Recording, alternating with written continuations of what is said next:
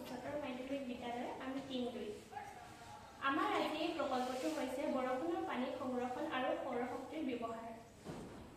সৌৰশক্তিৰ দ্বাৰা জলসিঞ্চন প্ৰকল্প। আমাৰ এই আজিৰ প্ৰজেক্টটো জনাৰ আগতে জানিব লাগে যে জলসিঞ্চন মানে কি। সকলো জীৱকে জীয়াই থাকিবলৈ পানীৰ প্ৰয়োজন। পানী অবিহনে কোনো জীৱই জীয়াই থাকিব নোৱাৰে। খেতি পথাৰৰ সময়ত বিভিন্ন বিতৰিত পানী যোগান ধৰা জলসিঞ্চন বোলে।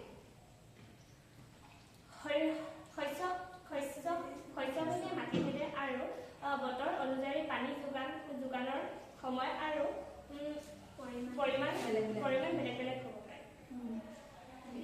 আমাৰ এই জলসিঞ্চনৰ পদ্ধতিসমূহ হৈছে নদ নদী কুঁৱা হ্ৰদ। এই প্ৰকল্পটোৰ জলসিঞ্চনৰ দুটা পদ্ধতি লৈছোঁ আমি। প্ৰথমটো হৈছে বৰষুণৰ পানী সংৰক্ষণ, দ্বিতীয়টো হৈছে সৌৰশক্তিৰ ব্যৱহাৰ। প্ৰথমটো ক'বলৈ আগবাঢ়িছোঁ। বৰষুণ বতৰত বৰষুণৰ পানী টিঙত পৰে, টিঙৰ পৰা গৈ নাৱৰাত পৰে। ইয়াক এটা পাইপ দিয়া হৈছে, ইয়াৰ পৰা গৈ এইটো টেংকিত পৰে সেই পানীখিনি, ইয়াৰ পৰা গৈ এইটো টেংকিলৈ যায়, ইয়াৰ পৰা গৈ এইটো নলাৰে গৈ পিনি এইটোকে পানী শস্যত খেতিপথাৰত পৰেগৈ। আৰু যেতিয়া খৰাং বতৰ হয় ছেকেণ্ডটো পদ্ধতি ক'ব গৈছোঁ, তেতিয়া কোনো ধৰণৰ বৰষুণ নাথাকে। সেইবাবে চলাৰ ইয়াততো গ্ৰাম্য অঞ্চল হয়, ইয়াত কোনো ধৰণৰ কাৰেণ্ট জাতীয় বিদ্যুতিক জাতীয় বস্তু নাই। সেইবাবে চলাৰ আছে, চলাৰৰ সৌৰশক্তিৰ দ্বাৰা চলাৰখন চাৰ্জ হয়। আৰু এই ৱাৰ আছে, ইয়াৰ পৰা এই ভিতৰেদি ৱাৰ গৈ পিনি পানী পাম্পটোত পৰে।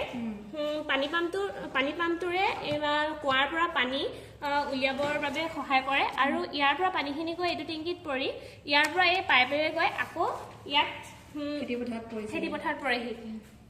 এই প্ৰকল্পটোৰ সুবিধাসমূহ। এই প্ৰকল্পটো কোনো বায়ু প্ৰদূষণ নহয়, আত্মনিৰ্ভৰশীল হ'ব পাৰে, অধিক ব্যয় কমাব পাৰি।